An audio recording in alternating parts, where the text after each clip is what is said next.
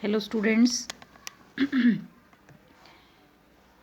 Ninth class students. बेटा आज हम काव्यखंड की तीसरी कविता सवैये करेंगे। हमने अभी तक काव्यखंड की 2 कविताएं पढ़ ली हैं।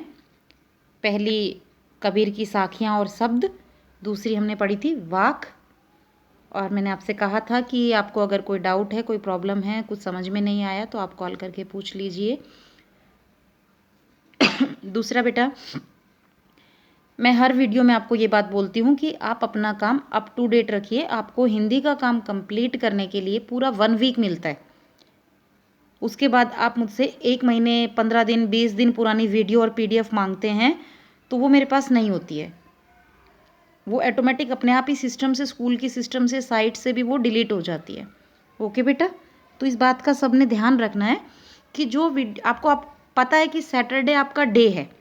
अगर आपको वो सैटरडे नहीं मिलती है तो आप मेरे पास कॉल कीजिए। मैंने हर बच्चे को अपना नंबर दिया हुआ है। 8th के भी सारे बच्चों के पास मेरा नंबर है, 9th के बच्चों के पास भी मेरा कॉन्टैक्ट नंबर है। तो अगर आपको सैटरडे को वीडियो और PDF नहीं मिलते हैं तो आप मेरे पास सैटरडे को ही कॉल कीजिए। वो मेरे पास अवेलेबल है, मैं आपको दे दूँगी। बट आप बहुत लेट मेरे से वीडियो और PDF मांगते हो तो बेटा वो मेरे पास अवेलेबल नहीं होता, तो मेरे लिए भी प्रॉब्लम क्रिएट हो जाती है फिर। ठीक है, तो इस वीडियो में सभी बच्चे इस बात को ध्यान देंगे कि सैटरडे आपका वर्क का डे होता है। अगर सैटरडे को आपके पास 4 o'clock तक काम नहीं आता, 4 o'clock तक आपको वेट करना है क्योंकि साइट पे लोड रहता है, अपलोड होने में टाइम लगता है। अगर 4 o'clock तक आपके पास 8th and 9th स्टूडेंट्स के पास वीडियो और PDF नहीं पहुंचता है तो आप मेरे पास कॉल कर लीजिए, आपकी प्रॉब्लम सॉल्व कर दी जाएगी। ठीक है, और अपने काम को अप टू डेट रखिए। और अभी आपके एग्ज़ाम है, आपको डेट शीट मिल चुकी है, सिलेबस भी आपको मिल चुका है। तो 9th class students, grammar portion भी आपके पास MCQs में आएगा। ये मैंने लास्ट वीडियो में भी आपको क्लियर किया था। उसके बावजूद भी बच्चों के डाउट्स हैं और कॉल आ रही है मेरे पास कि आपका 20 मार्क्स का पूरा पेपर MCQs टाइप का होगा। ग्रामर भी, आपके जो चैप्टर्स मैंने बताए हैं, क्षितिज के 2 पार्ट, कृतिका का 1 पार्ट, तो आपको चैप्टर रीड करना है। उसी में से आपके 1 मार्क्स के MCQs टाइप क्वेश्चंस बने होंगे। बेटा एक आपके पास सैटरडे को 9th की न्यू चैप्टर की वीडियो आएगी, कविता 3 सवैये, और एक आपके पास रिपीट वीडियो आएगी जिसमें आपको रिवीजन करनी है अपनी एग्ज़ाम की। पिछले लास्ट सैटरडे आपको मैंने पार्ट 2 लहासा की ओर का वीडियो भेजा था। तो 2 ही पार्ट हमारे क्षितिज के आ रहे हैं। कृतिका का 1 पार्ट आ रहा है, मेरे संग की औरतें।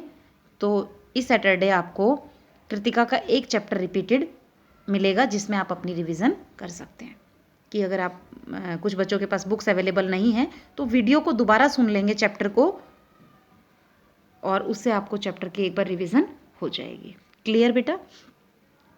चलिए अब हम अपनी कविता शुरू करते हैं। हमारी कविता का शीर्षक है, हमारी तीसरी कविता है सवैये, और इस कविता के कवि हैं रसखान। अब मैं पहले कवि रसखान के विषय में आपको थोड़ा बता देती हूँ कि कवि रसखान जो थे वो कृष्ण भक्त कवि थे। वो श्री कृष्ण के अनन्य भक्त हैं। वो कृष्ण की भक्ति से इस प्रकार जुड़े हुए हैं जिस प्रकार आत्मा शरीर से जुड़ी हुई होती है। उन्होंने अपने जीवन को पूरी तरह से श्री कृष्ण को समर्पित कर दिया है। इस सवैये में, सवैये का मतलब होता है अपने आराध्य, अपने देव, अपने इष्ट देव, अपने आराध्य की आराधना करना, भक्ति करना। तो इस कविता में 4 सवैये हैं। इन चारों सवैयों में उन्होंने अपने आप को श्री कृष्ण से जुड़ी हुई वस्तुओं के प्रति समर्पित करने का भाव जताया है। उन्होंने ये जताने का प्रयास किया है कि श्री कृष्ण से जुड़ी हर एक वस्तु को पाने के लिए वो क्या क्या बलिदान कर सकते हैं, क्या क्या वो अपना त्याग कर सकते हैं। जो जो वस्तुएं श्री कृष्ण के पास रहती थी या श्री कृष्ण की भक्ति के लिए वो अपना अपना सब कुछ न्यौछावर करने के लिए तैयार हैं। इसी अपनी उस भावना को उजागर किया है उन्होंने अपने इन सवैयों के माध्यम से। मैं एक सवैया आपके सामने पढ़ूंगी, उसके शब्दार्थ आपको समझाऊंगी, फिर उसकी व्याख्या समझाऊंगी। और फिर से रिपीट कर रही हूँ बात को कि PDF में आपके पास व्याख्या जाती है व्याख्या केवल आपके पढ़ने के लिए, कि एग्ज़ाम अगर नेक्स्ट टाइम भी हमारा इस तरह से होता है तो आप उसको व्याख्या को पढ़ सकें, आपको लिखना नहीं है व्याख्या को, आपको सिर्फ प्रश्नोत्तर और शब्दार्थ लिखने होते हैं। क्लियर? चलिए पहला सवाल पढ़ते हैं। मानुस हो तो वही रस खानी, बसो ब्रिज गोकुल गांव के गवारन। जो पशु हो तो कहाँ बस मेरो, चरो नित नंद की धेनु मंजारन। पाहन हो तो वही गिरी को, जो कियो हरि छत्र पुरंदर धारन। जो खग हो तो बसेरो करो, मिली कालिंदी कूल कंदब की डारन। देखिए बेटा, कुछ बच्चे ऐसे हैं जो पुरानी धार्मिक कहानियों को ज़्यादा जानते नहीं हैं, ज़्यादा उन्हें पता नहीं है। तो इस टाइम आपके पास बहुत अच्छा एक मौका चल रहा है कि कृष्ण लीला हमारे पास आती है, तो आप उसको देखा, जो बच्चे देख रहे होंगे तो उन्हें कृष्ण की लीलाएं, उन्हें कृष्ण की जो बालपन की घटनाएं, वो सभी अभी हाल फिलहाल में आपको समझ में आ गई होंगी। तो उससे भी आप इसको रिलेटेड कर सकते हैं, उससे भी आप अपने मन में, अपने मस्तिष्क में कल्पना बना सकते हैं जो कवि रसखान हमारे सामने प्रस्तुत करना चाह रहे हैं। ठीक है, अभी हाल फिलहाल में भी आप वही देख रहे हो तो आपको उससे ज़्यादा आपका ज्ञान बढ़ेगा। मानुस हो तो वही रसखानी, मानुस का मतलब है मनुष्य, रसखानी मतलब कवि रसखान जी कह रहे हैं अपने आप के लिए। बसो ब्रिज, बसो मतलब बसना, रहना। ब्रिज आप लोगों को पता ही है, स्थान है श्री कृष्ण के पालन पोषण का। गोकुल, गोकुल में श्री कृष्ण का पालन हुआ था। श्री कृष्ण का जन्म हुआ था मथुरा में, इनका पालन पोषण हुआ था गोकुल गांव में, ब्रिज भूमि के गोकुल गांव में, यानी कि ब्रिज का क्षेत्र था और वहाँ पर जो छोटे छोटे गांव कटे होते तो गोकुल का गांव था। गांव के गवारन, गवारन का मतलब है यहाँ गवाले, गवाले पता है जो गाय चराते हैं, जो गायों को चराते हैं। अभी देख रहे होगे कि कृष्ण जी अपने सखा के साथ छोटी छोटी गैयों को लेकर गाय चराने वन में जाते हैं। तो कवि रसखान कहते हैं, मानुस हो तो वही रसखानी, मानुस हो तो वही रसखानी, बसो ब्रिज गोकुल गांव के गवारन। यदि मैं मनुष्य बनूं तो मैं, कवि रसखान अपने लिए कहते हैं कि यदि मैं मनुष्य हूँ, मनुष्य बनूं तो मैं बसना चाहता हूँ, रहना चाहता हूँ ब्रिज भूमि के गोकुल गांव के गवालों के साथ ही मैं रहना चाहता हूँ। जो पशु हो तो कहाँ बस मेरो, और यदि मैं पशु बनूं तो कहाँ बस मेरो, मतलब जिस पर मेरा कोई बस नहीं है। भाई हम मनुष्य बनेंगे, पशु बनेंगे, कीड़े मकोड़े पक्षी जो भी हम बनेंगे वो हमारे बस की बात तो नहीं है, वो तो ईश्वर हमें जो बनाएंगे वही हम बनेंगे। तो रसखान कहते हैं कि यदि मैं पशु बनूं जिस पे मेरा कोई बस नहीं है, चरो नित नंद की धेनु मंजारन। चरो मतलब चरना, गाय जो चारा खाती हैं उसे चरना कहा जाता है। नित, नित मतलब प्रतिदिन। नंद कृष्ण जी के पिता जो थे नंद बाबा की धेनु, धेनु का मतलब है गाय, मंझारन मतलब बीच में। यदि मैं पशु बनूं जिस पर मेरा कोई बस नहीं है, कोई जोर नहीं है, तो मैं हर रोज़ नंद बाबा की गायों के बीच में चरूं। पाहन हो तो वही गिरी को, जो कियो हरि छत्र पुरंदर धारन। पाहन का मतलब है पत्थर, गिरी का मतलब पर्वत, किया हरि छत्र, हरि छत्र, हरि मतलब श्री कृष्ण, छत्र मतलब शीश, पुरंदर मतलब श्री कृष्ण के लिए कहा गया है कि श्री कृष्ण ने अपने शीश पर धारण किया था। धारण का मतलब उठा लेना। यदि मैं पत्थर बनूं, पाहन हो तो यदि पत्थर बनूं तो उसी गिरिराज पर्वत का, उसी पर्वत का पत्थर बनूं जिसे श्री कृष्ण ने अपने शीश पर धारण किया था। जो खग हो तो बसेरो करो, खग का मतलब है पक्षी। यदि मैं पक्षी बनूं तो मैं बसेरा, बसेरा शब्द का अर्थ है बसना, रहना, तो मैं बसेरा करना चाहता हूँ, रहना चाहता हूँ कहाँ? मिली कालिंदी कूल कंदब की डारन। इस पंक्ति में अनुप्रास अलंकार लगा हुआ है, कालिंदी कूल कंदब की डारन। तो मैं कहाँ रहना चाहता हूँ? जहाँ कालिंदी, कालिंदी मतलब यमुना नदी, कूल मतलब किनारा, कालिंदी यमुना नदी को कहा गया है क्योंकि उसका काला रंग का, सांवला रंग का पानी था। तो मैं यमुना नदी के किनारे स्थित कंदब के पेड़ की डाल पर अपना बसेरा बनाऊं। समझ आया बच्चे कि कवि रसखान ऐसा क्यों करना चाहते हैं? कवि रसखान अपने पुनर्जन्म में क्या क्या बनना चाहते हैं? वो ये सारी चीज़ें इसलिए बोल रहे हैं ताकि, क्योंकि ये सारी चीज़ें श्री कृष्ण से जुड़ी हुई हैं। उनके नज़दीक रहती थी, उनसे संबंधित है, तो वो किसी भी रूप में श्री कृष्ण का सानिध्य, उनकी समीपता पाना चाहते हैं।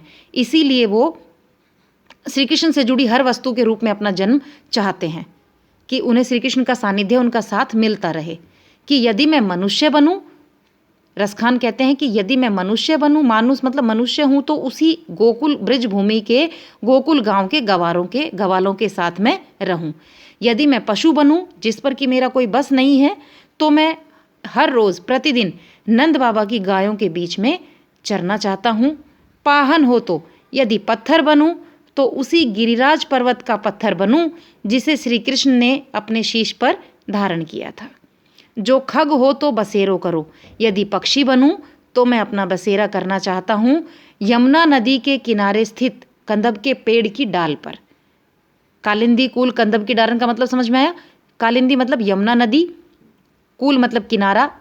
यमुना नदी के किनारे कंदब का पेड़ था जिस पर बैठकर श्री कृष्ण बांसुरी बजाया करते थे। कभी वो उस पेड़ के नीचे बैठकर जब विश्राम करते थे छाया में, जब उनकी गायें चरती थी, तो वो पेड़ की छाया में बैठकर बांसुरी बजाया करते थे। कभी अपने दोस्तों के साथ अपनी लीलाएं करते हुए पेड़ के ऊपर बैठकर भी, वो डाल पर बैठकर भी बांसुरी बजाया करते थे।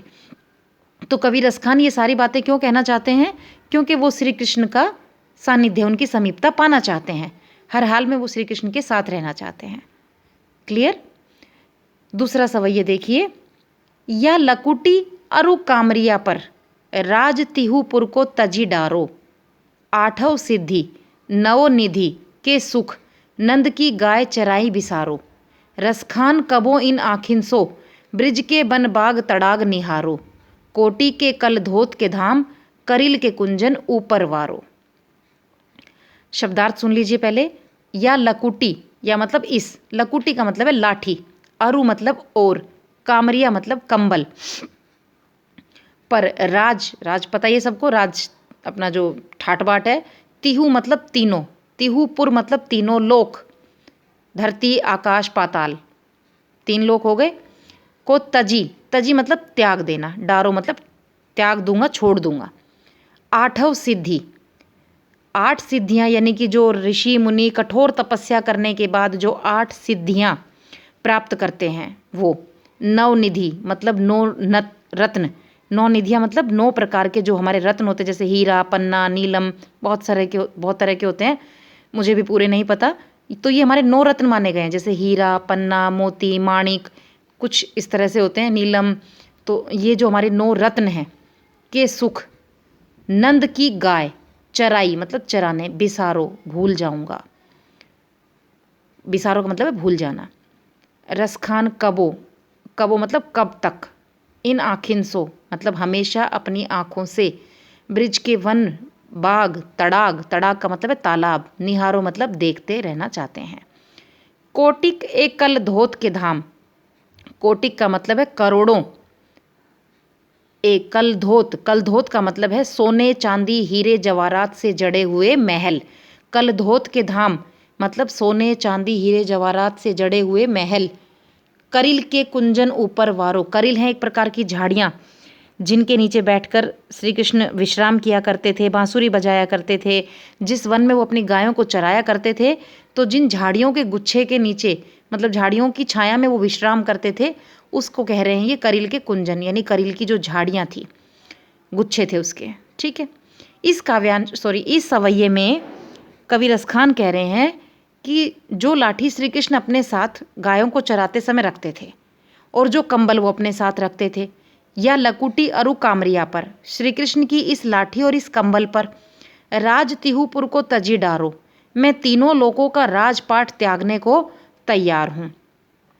आठव सिद्धि नव निधि के सुख नंद की गाय चराई बिसारो, 8 सिद्धि और 9 रत्नों 9 निधियों का सुख भी मैं नंद बाबा की गाय चराने के सुख के बदले भूलने को तैयार हूँ।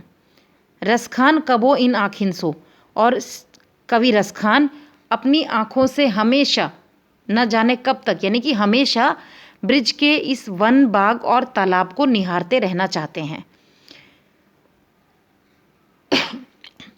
कोटि के कल धोत के धाम, करोड़ों सोने चांदी हीरे जवाहरात से बने महल मैं श्री कृष्ण कि उन करील की झाड़ियों के गुच्छों पर न्यौछावर करने को, वारने को, मतलब वारने का मतलब है न्यौछावर कर देना, वार कर न्यौछावर करने को तैयार हूँ।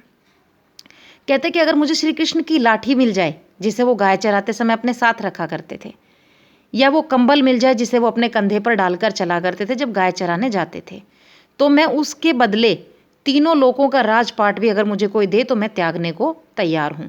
आठों सिद्धि, 8 सिद्धि और 9 निधियों का सुख भी मैं नंद बाबा की गाय चराने के सुख के बदले भूलने को तैयार हूँ। रसखान कबो इन आखिन सो, रसखान हमेशा अपनी आंखों से ब्रिज भूमि के वन, बाग और तालाब को देखते रहना चाहते हैं। क्यों देखते रहना चाहते हैं? प्रश्न बन जाता है कि कवि रसखान ब्रिज भूमि के वन, बाग और तालाब को क्यों देखते रहना चाहते हैं? क्योंकि इन जगहों पर श्री कृष्ण आया करते थे और अपना समय बिताया करते थे, तो यहाँ से श्री कृष्ण की यादें जुड़ी हुई हैं, इसलिए कवि रसखान ऐसा कह रहे हैं। कोटि के कल धोत के दाम, करोड़ों सोने चांदी के महलों पर के महल भी मैं करील की झाड़ियों के ऊपर न्यौछावर करने को तैयार हूँ। यहाँ से कवि रसखान की भक्ति भावना का पता चल रहा है कि वो करोड़ों सोने चांदी हीरे जवाहरात के महल भी श्री कृष्ण की लाठी और कंबल पर, श्री कृष्ण की गायों पर चरान भूलने के लिए तैयार बैठे हैं। 2 का वाक्यांश समझ में आए? 2 सवैये। तीसरा सवैया देखिए। तीसरे सवैये में कवि रसखान, देखो इस सवैये में कुछ क्लियर नहीं हो रहा है कि कवि रसखान अपने आप को एक गोपी के रूप में मानकर श्री कृष्ण को समर्पित कर रहे हैं, या जो गोपियां हैं, जो गांव में गोपियां रहती थी, गवालने रहती थी, जो श्री कृष्ण से बहुत प्रेम करती थी, उनके रूप में अपने आप को प्रस्तुत कर रहा है, उनकी बात यहाँ पर कर रहा है। इसमें दिखाया गया है कि एक गोपी दूसरी गोपी से बात कर रही है, यानी एक गवालन दूसरी गवालन से श्री कृष्ण के विषय में बात कर रही है कि हम श्री कृष्ण को प्रसन्न करने के लिए क्या क्या करने को तैयार हैं, या श्री कृष्ण का प्यार, उसकी समीपता पाने के लिए हम क्या क्या कर सकते हैं। या दूसरा भावार्थ ये भी हो सकता है कि कवि रसखान अपने आप को श्री कृष्ण की गोपी के रूप में समझ रहे हैं। ठीक है। मोर पखा सिर ऊपर राखियो, गुंज की माल गरे पहिरोगी। मोर पखा मतलब मोर का पंख, सिर ऊपर मतलब सिर के ऊपर, राखियो मतलब रखूंगी, गुंज मतलब गुंज के की माल मतलब गुंज के फूलों की माला, जैसे गेंदे के फूलों की माला होती है, तो श्री कृष्ण जो अपने गले में एक फूलों की माला हमेशा पहने रखते थे, तो उसे वो कह रही है गुंज की माल, गुंजों के फूलों की माला गरे मतलब गले में पहनूंगी। ओढ़ी पीतंबर, ओढ़ी मतलब ओढ़ कर, पहन कर, पीतंबर मतलब पीले वस्त्र, पीतांबर, अंबर का मतलब होता है वस्त्र, पित मतलब पीला, पीले वस्त्र। ले लकूटी यानी कि हाथ में लाठी लेकर, लकूटी का मतलब मैंने यहाँ भी आपको बताया था, ले लकूटी मतलब लाठी लेकर। वन गोधन गवारन संग फिरूंगी, वन में गोधन मतलब गायों को चराते हुए, गवारन गवारनी संग फिरूंगी मतलब गवालनियों के साथ मैं फिरूंगी। भाव तो वो ही मेरो रस खानी, भाव तो मतलब जो मेरे श्री कृष्ण को भाए, जो उन्हें अच्छा लगे, रस खानी। सो तेरे कहे सब स्वांग करूंगी, श्री कृष्ण के कहे वो सारे नाटक, स्वांग शब्द एक यहाँ पे आया, स्वांग का मतलब है नाटक, अभिनय करना, वो मैं करके दिखाऊंगी।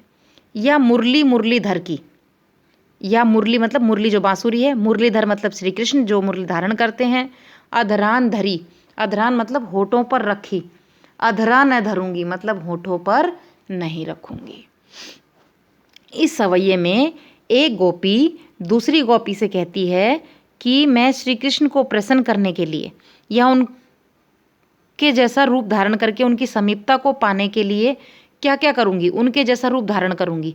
तो उनके जैसा रूप धारण करने के लिए वो क्या क्या करने को तैयार है कि मोर पखा सिर ऊपर राखियो, मैं मोर का पंख सिर के ऊपर रखूंगी, गुंजों के फूलों की माला अपने गले में पहनूंगी, ओढ़ी पीतंबर पीले वस्त्र ओढ़कर, हाथ में लाठी लेकर गवालनों के साथ वन वन फिरूंगी, गवालनियों के साथ वन वन फिरूंगी। भाव तो वो ही मेरो रस खानी, और जो मेरे श्री कृष्ण को भाए, जो मेरे श्री कृष्ण को अच्छा लगे, जो उन्हें पसंद आए, वो सारे नाटक, वो सारे अभिनय मैं उन्हें करके दिखाऊंगी। या मुरली मुरलीधर की, अधरान धरी, अधरा न धरूंगी, परंतु श्री कृष्ण की ये जो बांसुरी है, जो मुरली है, जो उनके होठों पर रखी हुई है, इसे मैं अपने होठों पर नहीं लगाऊंगी। कहती है कि मैं श्री कृष्ण अपने सर पर मोर पंख लगाते हैं तो मैं मोर का पंख भी अपने सिर पर लगा लूंगी। गुंजों के फूलों की माला भी गले में पहन लूंगी। पीले वस्त्र ओढ़कर हाथ में लाठी लेकर गवालनियों के साथ गोधन में मतलब गाय चराते हुए वन वन में फिरूंगी। और जो मेरे श्री कृष्ण को भाए, जो मेरे श्री कृष्ण को अच्छा लगे, वो सारे नाटक मैं उन्हें कर कर दिखाऊंगी। परंतु ये जो श्री कृष्ण की बांसुरी है, जो मुरली है, जो उन्होंने अपने होठों पर रखी हुई है, अधरान मतलब होठों पर, धरी मतलब रखी, अधरा मतलब होठों पर न रखूंगी, वो मैं अपने होठों पर नहीं रखूंगी। अब यहाँ प्रश्न बन जाता है कि गोपी श्री कृष्ण की मुरली को अपने होठों पर क्यों नहीं लगाना चाहती? तो इसके दो कारण हैं, दो उत्तर निकल कर आते हैं। पहला तो ये कि गोपियाँ श्री कृष्ण की मुरली को अपनी सौतन समझती हैं कि क्योंकि वो हर समय उसे अपने साथ रखते हैं, अपने पास रखते हैं, तो वो उसे चिढ़ती हैं। मुरली से वो ईर्ष्या का भाव रखती हैं कि श्री कृष्ण हर समय बांसुरी को अपने पास रखते हैं। तो यहाँ पर ये भी भावार्थ निकल सकता है कि हो सकता है वो चिढ़ में, ईर्ष्या में बोल रही हैं कि इस मुरली को तो हम अपने होठों पर नहीं रखेंगे। और यहाँ दूसरा भावार्थ ये भी निकल कर आता है कि अधरान धरी जो मुरली श्री कृष्ण के होठों पर रखी हुई है, उस मुरली को मैं अपने होठों से छूकर जूठा नहीं करूँगी। क्योंकि श्री कृष्ण हमारे आराध्य देव हैं, तो हम अपने देवता को, हम अपने भगवान को कभी भी अपना जूठा नहीं देते, हम ईश्वर को कभी भी कुछ भी जूठा नहीं खिलाते। तो कहते हैं कि जो श्री कृष्ण की बांसुरी है, जो उनकी मुरली है, वो मैं अपने होठों पर नहीं रखूँगी, क्योंकि वो जूठी हो जाएगी, वो अपवित्र हो जाएगी। तो यहाँ दोनों भावार्थ में, दोनों आप जिस तरह से प्रश्न बनेगा, आप दोनों तरह से भावार्थ ले सकते हैं कि गोपियाँ श्री कृष्ण की मुरली को अपने होठों पर क्यों नहीं रखना चाहती। तो बेटे अगर आप आंसर लिखते हैं कि गोपियाँ मुरली को अपनी सौतन के भाव से देखती हैं, उससे ईर्ष्या करती हैं, उससे जलन करती हैं, इसीलिए क्योंकि श्री कृष्ण हर समय अपने साथ मुरली को रखते हैं, इसलिए वो मुरली को अपने होठों पर नहीं रखना चाहती, तो भी आपका आंसर ठीक होगा। और अगर आप इसका आंसर ये लिखते हैं कि गोपियाँ श्री कृष्ण को अपना आराध्य ईश्वर मानती हैं, तो अपने आराध्य को वो अपना जूठा नहीं देना चाहती, उनकी वस्तु को जूठा नहीं करना चाहती, इसलिए वो मुरली को अपने होठों पर नहीं लगाना चाहती। मैं एक बार तीनों सवैये फिर से थोड़ा थोड़ा एक बार आपको रिपीट करा देती हूँ। पहले सवैये में श्री कृष्ण श्री कवि रसखान जी कहते हैं, यदि मैं मनुष्य बनूं तो ब्रिज गोकुल के गांव के गवारों के साथ में बसूं, वहीं मेरा बसेरा, वहीं मैं रहूं।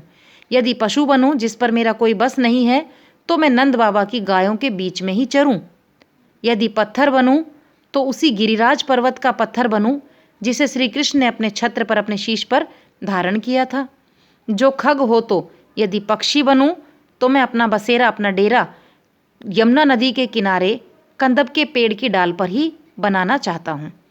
या लकुटी अरु कामरिया पर, श्री कृष्ण की इस लाठी और इस कंबल पर मैं तीनों लोकों का राजपाट त्यागने को तैयार हूँ। आठों सिद्धि, 8 सिद्धि और 9 निधियों, 9 रत्नों, 9 बहुमूल्य खजाने के बदले भी अगर मुझे नंद बाबा की गाय चराने का सुख मिले, तो मैं इस सुख को भी भूलने के लिए तैयार हूँ। और रसखान जी हमेशा अपनी आंखों से ब्रिज के वन, बाग और तालाब को निहारते रहना चाहते हैं। कोटि के कल धोत के दाम और करोड़ों सोने चांदी हीरे जवाहरात से जड़े हुए महल वो करील की झाड़ियों के ऊपर भी न्यौछावर करने को तैयार हैं।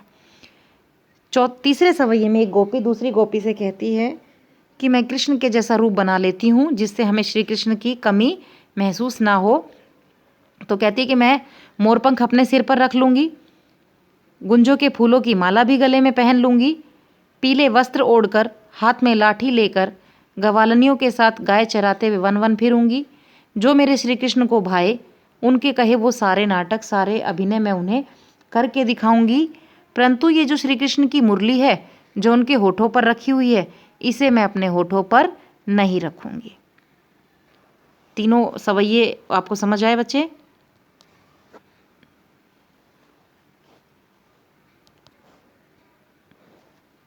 चौथा सवैया देखिए।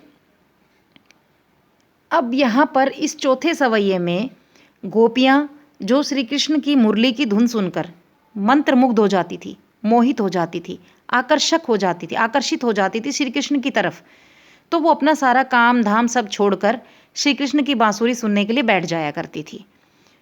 जिसके कारण उन्हें अपने घर में सबकी, अपनी माँ की, अपने परिवार वालों की डांट सुनने को मिलती थी, क्योंकि श्री कृष्ण की मधुर मुरली की धुन सुनकर हर कोई व्यक्ति इतना सम्मोहित हो जाता था, गोपियाँ इतनी आकर्षित हो जाती थी कि वो अपना काम धाम छोड़कर श्री कृष्ण की बांसुरी सुनने बैठ जाया करती थी।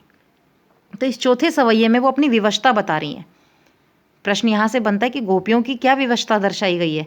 तो इस चौथे सवैये में वो अपनी यही विवशता दर्शा रही हैं कि वो श्री कृष्ण जब मुरली बजाते हैं तो वो अपने आप को क्यों और किस प्रकार नहीं रोक पाती। वो अपनी विवशता बताएंगी चौथे सवैये में, और वो ये भी प्रयास करेंगे कि हम किस प्रकार अपने आप को रोकेंगे, कि जब श्री कृष्ण मुरली बजाएंगे तो हम किस प्रकार अपने आप को रोकने का प्रयास करेंगे। काननी दे अंगुरी रहिबो, जबहि मुरली धुन मंद बजे ही, मोहिनी तानन सो रस खानी, अटा चढ़ी गोधन गहे तो गहे, टेरी कहो सिगरे ब्रिज लोगिनी, कालही को कितनो समुझे ही, मायरी व मुख की मुस्कानी, समहारी न जहे न जहे न जहे। गोपियाँ कहती हैं काननी मतलब कानों में, दे मतलब देकर, अंगुरी मतलब अंगुली, रहिबो मतलब रखूंगी, जबहि मतलब जब तक, मुरली धुनी मुरली की धुन मंद मंद बजती रहेगी। गोपी कहती है कि मैं अपने कानों में उंगली दिए रखूंगी जब तक मुरली की मंद मंद धुन बजती रहेगी। मोहिनी तानन सो रस खानी, मोहिनी मतलब मधुर, तानन मतलब तान से, संगीत से, रसखानी मतलब श्री कृष्ण, रसखान जी कह रहे हैं पर श्री कृष्ण के लिए कह रहे हैं। अटा चढ़ी, अटा मतलब अटारी पर चढ़कर, छत पर चढ़कर, ऊंचाई पर चढ़कर। गोधन, गोधन होता है गीत, जो गवाले गायों को चराते समय गाते हैं, तो वो गीत क्या कहलाता है? गोधन गीत। गहे तो गहे, गाएं तो गाएं, गीत गाने के लिए कह रही हैं कि मैं अपने कानों में उंगली दिए रखूंगी जब तक मुरली की मंद मंद धुन बजती रहेगी, और अपनी मधुर तान से, अपने मधुर संगीत से, मधुर सुरों से श्री कृष्ण अटारी पर चढ़कर अर्थात ऊंचाई पर चढ़कर गोधन का गीत गाते हैं तो गाएं, मुरली से बजाएं तो बजाएं, मैं उसे नहीं सुनूंगी। टेरी कहो सिगरे ब्रिज लोगिन, टेरी मतलब पुकार कर, कहो मतलब कह रही हूँ, सिगरे मतलब सभी, ब्रिज लोगिन मतलब ब्रिज के लोगों को, कालही मतलब कल, को मतलब कोई, कितनों समुझे ही, कि मैं आज ही पुकार पुकार कर सभी ब्रिजवासियों को, सभी ब्रिज के लोगों को कह रही हूँ, कालहु कोई, कल कोई मुझे कितना भी समझाने का प्रयास करे, मायरी व मुख की मुस्कानी, समहारी न जहे न जहे न जहे, कि अपनी माँ से कहती कि माँ, श्री कृष्ण के मुख की उस मुस्कान को देखकर मैं अपने आप को समहारी मतलब नहीं संभाल सकती, नहीं संभाल सकती, नहीं संभाल सकती। यहाँ 3 बार न जहे न जहे न जहे आया है, मतलब जब मैं श्री कृष्ण के मुख की उस मुस्कान को देखूंगी तो मैं अपने आप को उनके पास जाने से नहीं रोक सकती, नहीं रोक सकती, नहीं रोक सकती। गोपी कहती अपनी विवशता बताते हुए कि मैं अपने कानों में उंगली दिए रखूंगी जब तक श्री कृष्ण की मुरली की मंद मंद धुन बजती रहेगी, और अपनी मधुर तान से, अपने मधुर संगीत से श्री कृष्ण अटारी पर चढ़कर गोधन का गीत गाएं तो गाएं, मैं उसे नहीं सुनूंगी, और मैं सभी ब्रिज के लोगों को आज ही पुकार पुकार कर कह रही हूँ, कल कोई मुझे कितना भी समझाए कि माँ, जब मैं श्री कृष्ण के मुख की उस मुस्कान को देखूंगी तो मैं अपने आप को नहीं रोक सकती, नहीं रोक सकती, उनके पास जाने से नहीं रोक सकती। तो बच्चे, उम्मीद करती हूँ कि आपको चारों सवैये बहुत अच्छे से समझ आए होंगे, और मैं इसके प्रश्न उत्तर समझा देती हूँ आपको केवल इसके प्रश्न उत्तर और इसके शब्दार्थ ही करने हैं कॉपी में, ठीक है। पहला प्रश्न हमारे पास, ब्रिज भूमि के प्रति कवि का प्रेम किन किन रूपों में अभिव्यक्त हुआ है? तो ब्रिज भूमि के प्रति कवि का प्रेम किन किन रूपों में हमारे सामने आया है? पहले सवैये में हमने जो पढ़ा कि ब्रिज भूमि के प्रति कवि का प्रेम निम्नलिखित रूपों में हमारे सामने आया है कि यदि मैं मनुष्य बनूं तो ब्रिज भूमि के गोकुल गांव के गवालों के साथ रहूं, यदि पशु बनूं तो नंद बाबा की गायों के बीच में चरूं, यदि पक्षी बनूं तो यमुना नदी के किनारे स्थित कंदब के पेड़ की डाल पर अपना बसेरा बसाऊं, और यदि मैं पत्थर बनूं तो उसी गिरिराज पर्वत का पत्थर बनूं जिसे श्री कृष्ण ने अपने शीश पर धारण किया था। इस प्रकार उन्होंने ब्रिज भूमि के प्रति अपना प्रेम अभिव्यक्त किया है। दूसरा प्रश्न है, कवि का ब्रिज के वन, बाग और तालाब को निहारने के पीछे क्या कारण है? तो कवि का ब्रिज के वन, बाग और तालाब को निहारने के पीछे यह कारण है कि इन जगहों पर श्री कृष्ण आया करते थे, इन जगहों से श्री कृष्ण की यादें जुड़ी हुई हैं, इसीलिए वो यहाँ रहकर श्री कृष्ण की समीपता को महसूस करना चाहते हैं, इसीलिए वो उसे देखते रहना चाहते हैं। तीसरा, एक लकुटी और कामरिया पर कवि सब कुछ न्यौछावर करने को क्यों तैयार है? क्योंकि इस लाठी और इस कंबल को श्री कृष्ण गाय चराते समय अपने साथ रखा करते थे, इसीलिए वो इस लाठी और इस कंबल पर अपना सब कुछ न्यौछावर करने को तैयार हैं, क्योंकि ये दोनों वस्तुएं श्री कृष्ण से जुड़ी हुई हैं। तीसरा, सखी ने गोपी से कृष्ण का कैसा रूप धारण करने का आग्रह किया है? तीसरा सवैया जो हमने पढ़ा था कि वो कृष्ण की तरह मोरपंख सिर पर रखने को तैयार है, गुंज के फूलों की माला गले में पहनने के लिए तैयार है, पीले वस्त्र ओढ़कर हाथ में लाठी लेकर कंबल लेकर गायों को वन वन चराने को तैयार है। जो श्री कृष्ण को अच्छा लगे वो सारे नाटक, सारे अभिनय वो उन्हें कर कर दिखाने को तैयार है। अगला प्रश्न है 5वां, आपके विचार से कवि पशु, पक्षी और पहाड़ के रूप में श्री कृष्ण का सानिध्य क्यों प्राप्त करना चाहता है? वही उत्तर होगा कि ये वस्तुएं, ये पशु, ये पक्षी, ये पहाड़, ये श्री कृष्ण से जुड़े हुए हैं और कवि रसखान श्री कृष्ण के अनन्य भक्त हैं और अपने प्रभु की समीपता पाने के लिए, अपने ईश्वर का प्रेम, अपने ईश्वर का साथ पाने के लिए वो इन वस्तुओं से जुड़े रहना चाहते हैं। चौथे सवैये के अनुसार गोपियाँ अपने आप को क्यों विवश पाती हैं? चौथे सवैये में गोपियाँ अपने आप को जब विवश पाती हैं, जब श्री कृष्ण मुरली की मंद मंद धुन बजाते हैं, तो वो अपना सारा कामकाज छोड़कर श्री कृष्ण की मुरली की धुन सुनने बैठ जाती हैं और वो अपने आप को विवश तब पाती हैं। वो कहती हैं हम अपने आप को रोक भी लेंगे, परंतु श्री कृष्ण की मधुर मुस्कान को देखकर हम अपने आप को नहीं रोक सकते। भाव स्पष्ट कीजिए। अगला है, कोटि के कल धोत के धाम, करिल के कुंजन ऊपर वारो, करोड़ों सोने चांदी हीरे जवाहरात से बने महल, कवि रसखान करिल की झाड़ियों के ऊपर न्यौछावर करने को तैयार हैं। नेक्स्ट है, मायरी व मुख की मुस्कानी संहारी न जहे न जहे, कि गोपियाँ कहती हैं कि माँ, श्री कृष्ण के मुख की वो सुंदर मुस्कान देखकर हम अपने आप को नहीं रोक सकते, नहीं रोक सकते, नहीं रोक सकते। प्रश्न नंबर 8 है, कालिंदी कूल कंदब की डारन में कौन सा अलंकार है? सभी जानते हैं, अनुप्रास अलंकार है। क वर्ण की आवर्ती हो रही है इसमें। 9th है, काव्य सौंदर्य स्पष्ट कीजिए। या मुरली मुरलीधर की अधरान धरी अधरान धरूंगी। इसमें आपको ये बताना है कि इस पंक्ति में कवि ने अपनी काव्य को किस तरह सुंदर बनाया है। काव्य सौंदर्य का मतलब है इस पंक्ति में कवि की भाषा शैली की सुंदरता बतानी है। तो कवि ने इसमें अनुप्रास अलंकार का प्रयोग किया है। देखो, मुरली मुरलीधर की, दो बार म वर्ण की आवर्ती है। अधरान धरी अधरान धरूंगी, ध वर्ण की आवर्ती है। तो अनुप्रास अलंकार का प्रयोग करते हुए सजाया है और इनकी काव्य सुंदरता को बताना है कि किस तरह सरल स्पष्ट भाषा का प्रयोग किया है। तो बच्चे, आपको प्रश्नोत्तर और शब्दार्थ अपनी कॉपी में करने हैं। व्याख्या आपको PDF से पढ़नी है और आपका पेपर है, सो प्लीज़ पढ़ना शुरू कर दीजिए। उपसर्ग प्रत्यय समास की रिवीजन कीजिए, प्रैक्टिस कीजिए। चैप्टर्स की आप वीडियो सुनिए। चैप्टर की अगर आपके पास बुक है तो सबसे बेटर है कि आप पाठ की जितनी बार हो सकते हैं रीडिंग लगाइए, ठीक है। और उम्मीद करती हूँ आप अच्छे से अच्छे मार्क्स लेकर आएंगे पेपर में। धन्यवाद बच्चों।